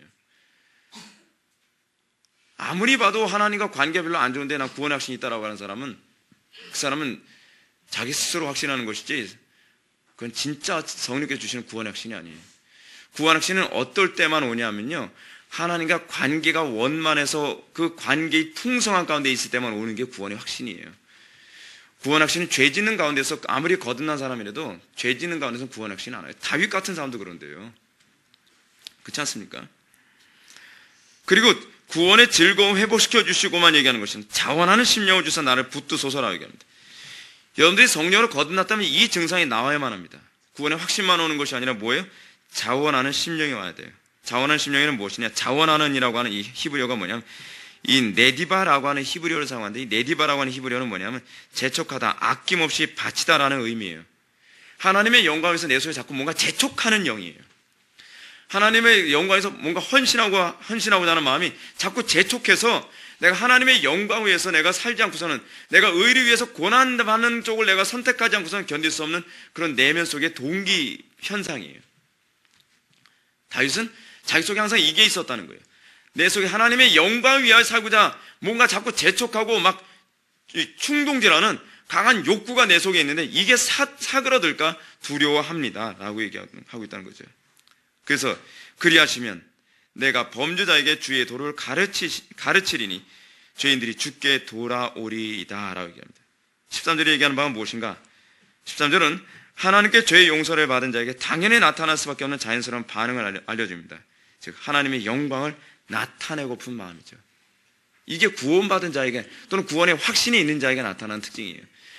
내가 비록 범죄했지만 하나님께서 나를 용서해 주시고 구원의 확신을 다시 주시고 이 재촉하시는 영, 하나님의 영광에서 내가 내가 몸이 부서져라 헌신하는, 마치 조지 휘필드가 내가 녹슬어 죽느니 내가 달아서 죽기를 원하노라라고 하는 이 재촉하는 영이 내 속에서 다시 회복되어져서 내가 범죄자에게 주의 도를 입증하여 보이고, 그래서 죄인들이 나에게서 나타나는 주의 영광을 보고 주께 돌아오리이다 라고 얘기하는 거죠.